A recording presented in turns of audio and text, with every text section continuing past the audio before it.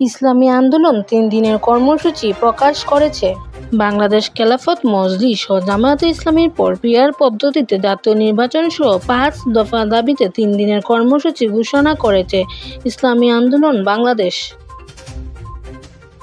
আগামী ১৮ সেপ্টেম্বর ঢাকায়, ১৯ সেপ্টেম্বর বিভাগীয় শহরে এবং ২৬ সেপ্টেম্বর জেলা উপজেলা পর্যায়ে বিক্ষোভ মিছিল করবে দলটি।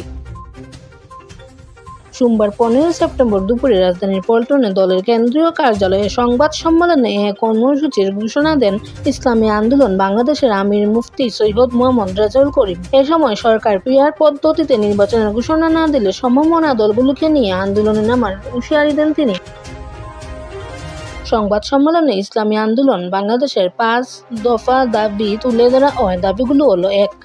জুলাই জাতীয় সনদের ভিত্তিতে আগামী ফেব্রুয়ারিতে নির্বাচন আয়োজন করতে হবে। ২. আগামী জাতীয় নির্বাচনে সংসদের উভয় কক্ষে পিআর পদ্ধতি চালু করতে হবে। ৩. অবাধ, সুষ্ঠু ও গ্রহণযোগ্য নির্বাচনের লক্ষ্যে সবার জন্য লেভেল প্লেয়িং ফিল্ড নিশ্চিত করতে হবে। ৪. ফ্যাসিস্ট সরকারের সব জুলুম ও গণহত্যা এবং দুর্নীতির বিচার দৃশ্যমান করতে হবে। ৫. স্বৈরাচারের দূষণ জাতীয় পার্টি ও ১৪ দলের কার্যক্রম নিষিদ্ধ করতে হবে।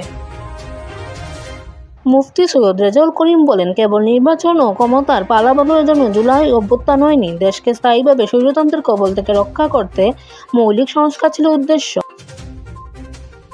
কিন্তু সংস্কার ও বিচারকে গুরুত্ব না দিয়ে নির্বাচনকে মুখ্য করে তোলা হয়েছে, যা দেশকে অশুভ বন্দোবস্তে নিপতিত করবে। আগামী নির্বাচনে এক বক্সে ইসলামী দলগুলো ভোট আনার ব্যাপারে অনেকটা কাছাকাছি জায়গায় পৌঁছেছেন বলেও জানান সৈয়দ মোহাম্মদ রেজাউল করিম। অপরদিকে জাতীয় সনদের ভিত্তিতে ফেব্রুয়ারিতে নির্বাচন, উভয়পক্ষে পিআর পদ্ধতি, জাতীয় পার্টি ও ১৪ দলের কার্যক্রম বন্ধ সহ ৫ দফা দাবিতে ৩ দিনের কর্মসূচি ঘোষণা করেছে জামায়াতে ইসলামী বাংলাদেশ। সালমা ইসলাম, দেশ 24 লাইভ, সিলেট।